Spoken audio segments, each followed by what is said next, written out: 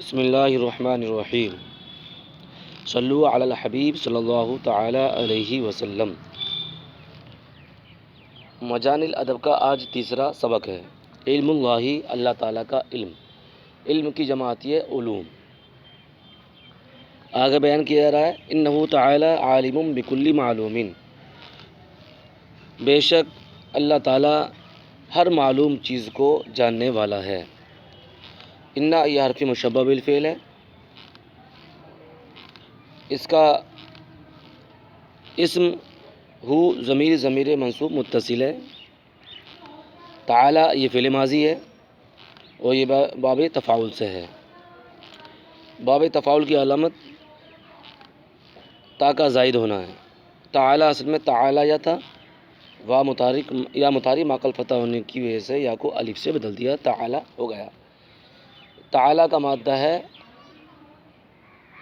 عین لام واو، یعنی علو اس کا مادہ ہے، معتل لام واوی ہے۔ یہ عالم یہ صحیح ہے، اس میں فاعل ہے، علم یعلم سے، اور یہ با صلے کے ساتھ استعمال ہوتا ہے، جاننے کا معنی دیتا ہے۔ بکل معلوم، کل بتایا تھا کہ کل یہ ہمیشہ مضاف ہو کر کے استعمال ہوتا ہے۔ با یہاں پر حرف جار ہے اور معلوم یہ علم یعلم علمن سے اسم مفعول کا صیغہ ہے۔ ترجمہ کیا ہوا؟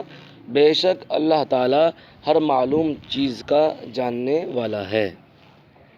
عالم بکل معلوم، یہ پھر مل ملا کر کے یہ ان کی خبر ہوگا، اور ان کا اسم یہ ذوالحال حال سے مل کر ان کا اسم بن جائے گا، یعنی ہو ضمیر یہ ذوالحال ہوگا اور تعالی فعل فاعل سے مل کر یہ حال واقع ہو جائے گا، اور ذوالحال حال سے مل کر ان کا اسم بن جائے گا۔ یہ ہوئی اس کی ترکیب۔ وعلمہ محیط بکل شیء، اور اس کا علم ہر چیز کو گھیرے ہوئے ہے۔ علمہ اس کا علم۔ اب یہاں پر ایک قاعدہ سمجھ لیجئے، ہو ضمیر کے ساتھ، ہو ضمیر مجرور متصل تو ہے ہی، لیکن تم نے دیکھا ہوگا کہ ضمیر پر کبھی کسرہ آتا ہے، کبھی ضمہ آتا ہے، جیسے علیہ بھی، تو یہاں ضمیر پر کسرہ آیا، حالانکہ ضمیر مبنی پر ضم ہوتی ہے، لیکن یہاں پر کسرہ آ گیا، اور علمہ یہاں پر ضمہ ہے، یعنی مبنی بر ضم ہے، تو کہیں کسرہ آ رہا ہے کہیں ضمہ آ رہا ہے، ایسا کیوں؟ تو اس کا ایک قاعدہ ہے، اور قاعدہ یہ ہے کہ ضمیر سے پہلے یا ساکن ہو یا ضمیر سے پہلے کسرہ ہو تو ضمیر پر بھی کسرہ آئے گا، جیسے علیہ اور بھی، من ربہ، تو ضمیر سے پہلے کسرہ تو ہا ضمیر پر بھی کسرہ آیا، اور ضمیر سے پہلے یا ساکن ہو تو ضمیر پر جب بھی کیا آئے گا؟ کسرہ آئے گا، جیسے علیہ۔ اس کے علاوہ جو بھی صورتیں ہوں گی اس وقت ضمیر پر ضمہ آئے گا، جیسے مولا ہو، لہو، کتاب ہو، تو ضمیر سے پہلے پیش ہے تو ضمیر پر پیش آیا، ضمیر سے پہلے فتح ہے جیسے لہو میں تو ضمیر پر بھی ضمہ آیا، اور ضمیر سے پہلے الف ساکن ہو جیسے مولا ہو تو تب بھی ضمیر پر ضمہ آئے گا۔ لیکن ایک اعتراض پھر ہوتا ہے اس پر کہ صاحب قرآن شریف میں ہے علیہ اللہ فسیؤتیہ اجرا عظیما، علیہ اللہ، آپ نے کہا تھا کہ ضمیر سے پہلے یا ساکن ہو تو ضمیر پر بھی کیا آئے گا؟ کسرہ آئے گا، ضمیر پر کسرہ آئے گا، لیکن یہاں پر ضمہ آیا ہے، ایسا کیوں؟ تو یہاں پر جواب یہ دیا جائے گا کہ یہاں پر ضمہ اصل کا اعتبار کرتے ہوئے لے آئے ہیں، اصل کا اعتبار کرتے ہوئے ضمہ لے آئے ہیں، اس لیے کہ ضمیر مبنی پر ضم ہوتی ہے، جو اعتراض تھا وہ ختم ہو جائے گا۔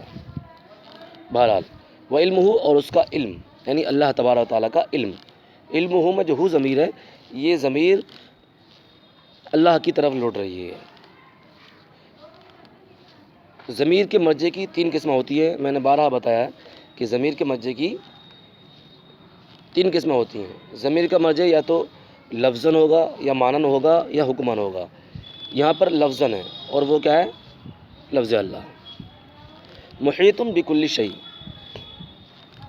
احاطہ یحیط سے، یعنی باب افعال سے، احاطہ یحیط احاطۃ، احاطہ کرنا، گھیرنا، اس کا مادہ حوط ہے، یہ اجوف واوی ہے، معطل عین واوی ہے۔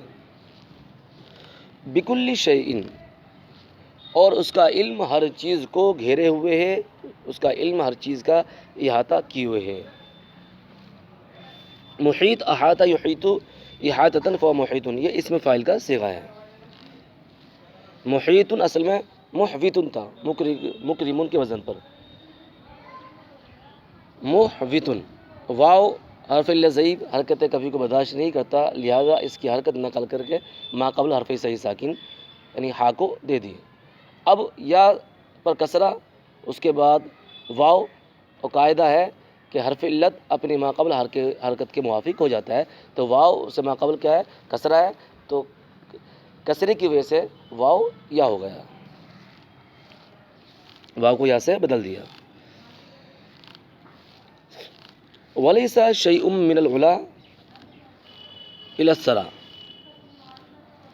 شیء من العلا الی الثری، بلندی سے لے کر کے پستی تک، شیء کوئی چیز، لیسا نہیں ہے، یعنی بلندی سے پستی تک کوئی چیز نہیں ہے، الا مگر، وقد احاط به علمہ، مگر اور اس کا علم اس کو گھیرے ہوئے ہے، اس کا علم اس کا احاطہ کیے ہوئے ہے، یعنی بلندی سے پستی تک کوئی چیز ایسی نہیں کہ جس کو اس کا علم احاطہ کیے ہوئے نہ ہو۔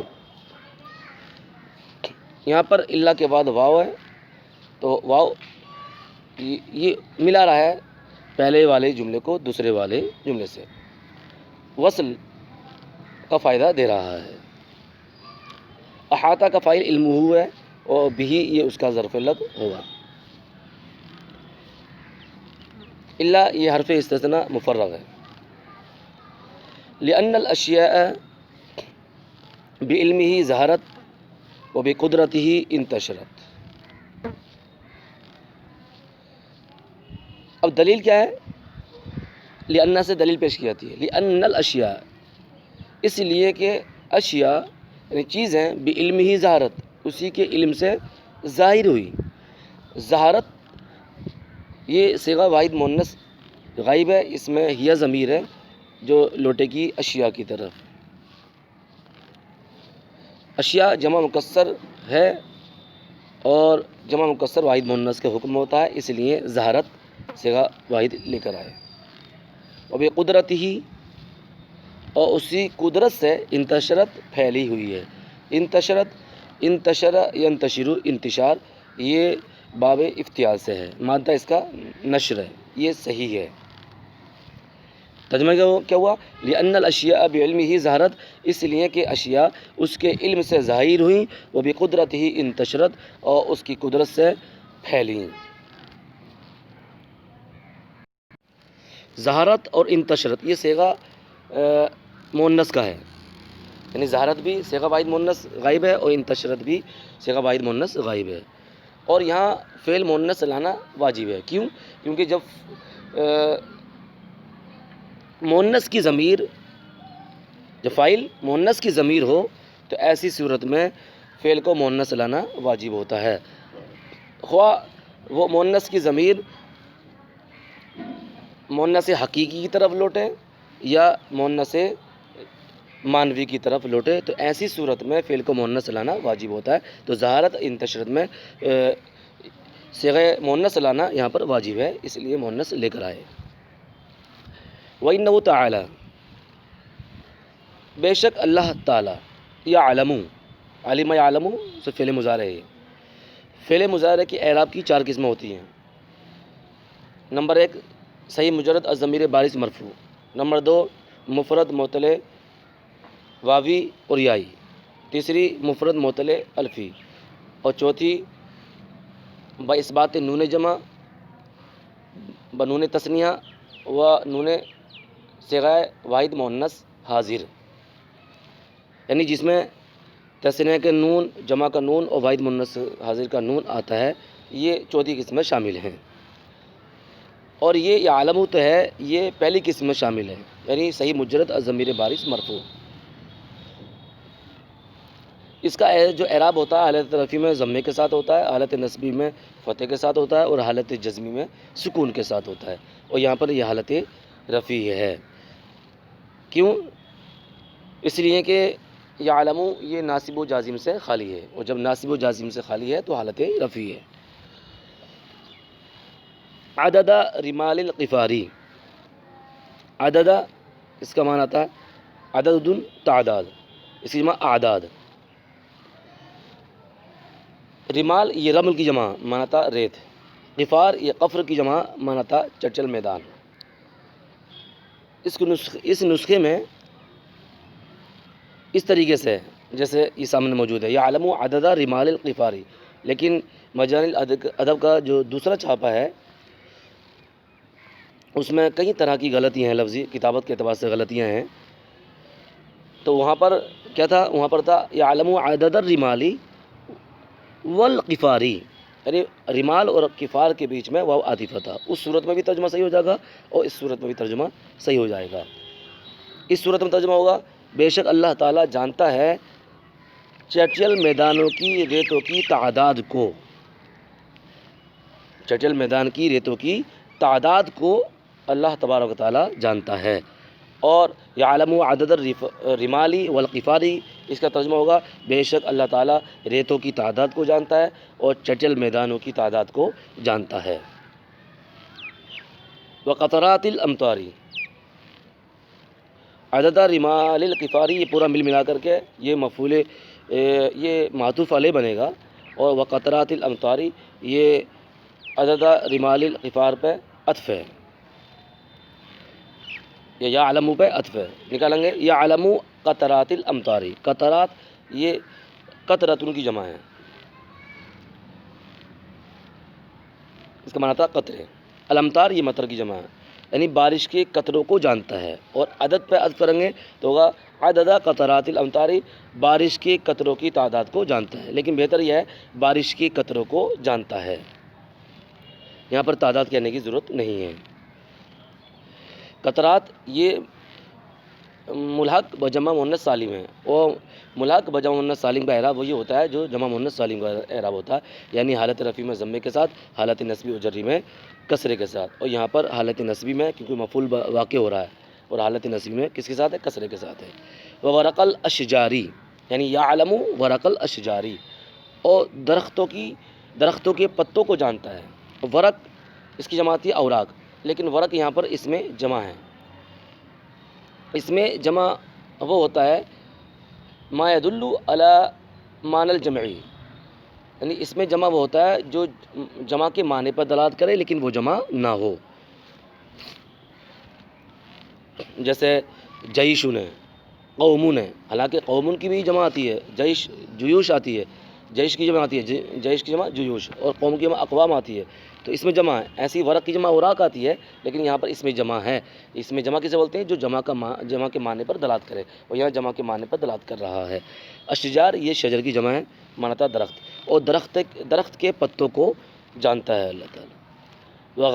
غوامد الافکاری، غوامد یہ غامد کی جمع ہے، معنی تھا غور و فکر، گہرائی، جیسے کافر کی جمع کوافر آتی ہے، ایسی غامد کی جمع غوامد ہے۔ افکار یہ فکر کی جمع، اور وہ فکر کی گہرائیوں کو جانتا ہے۔ غوامد کا معنی باریکیاں بھی آتا ہے، تو اب ترجمہ ہوگا اور وہ فکر کی باریکیوں کو جانتا ہے۔ اگر عدد الرمالی والقفاری اس طریقے سے ہم عطف کریں گے قطرات الامطاری وورق، تو اب ورق الاشجاری نہیں پڑھا جائے گا، وغوامد الافکاری نہیں پڑھا جائے گا، تو پڑھا جائے گا وورق الاشجاری وغوامد الافکاری، کیونکہ تمام کے تمام یہ عدد کے مضافلے بن جائیں گے معطوف علیہ سے مل کر۔ وَإِنَّ بہرحال جیسے آپ ترجمہ جیسے اعراب پڑھو گے ویسا آپ ترجمہ کر سکتے ہو۔ آگے وَإِنَّ ذَرَّاتِ الرِّيَاحِ وَالْهَوَاءِ فِي عِلْمِهِ ظَاهِرَةٌ، ذرات یہ ذرۃ جمع ہے، ریزہ، ریزے کے معنی میں. الریاح یہ ریح کی جمع ہے. وہ الریاح الریح کی جمع ہے، مانا تھا آندھی، آسمانی ہوا. والہوائی اس کا معنی ہے ہوا. بے شک وہ آندھیوں کے ذرات کو اور ہوا کے ذرات کو جانتا ہے. نہیں یہاں ترجمہ ہوگا وَإِنَّا ذَرَّاتِ الرِّيَاحِ وَالْهَوَاءِ، بے شک آندھیوں کے ذرات، والہوائی اور ہوا کے ذرات، فی علم ہی اس کے علم میں، ظاہرتن یہ ظاہر ہیں. ان کا اسم مؤنث ہے تو خبر بھی مؤنث آئے گی، اس لیے ظاہرتن لے کر آئیں. کس کی طرح ظاہر ہے؟ مثل عددی نجوم السماء، آسمان کے ستاروں کی تعداد کے مثل، آسمان کے ستاروں کی تعداد کی طرح. ترجمہ کیا ہوا؟ وَإِنَّا ذَرَّاتِ الرِّيَاحِ وَالْهَوَاءِ فِي عِلْمِهِ ظَاهِرَةٌ، بے شک آندھیوں کے ذرات، والہوائی اور ہوا کے ذرات، فی علمہ ظاہرۃ اس کے علم میں ایسے ظاہر ہیں جیسے آسمان کے ستاروں کی تعداد. کس کا؟ ریاح یہ ریح کی جمع ہے، اور الہوا یہ اس میں جمع ہے، لیکن اس کی جمع آتی ہے اہویتن. الہوا کی جمع آتی ہے اہویتن. صدق اللہ العظیم واللہ اعلم بالصواب.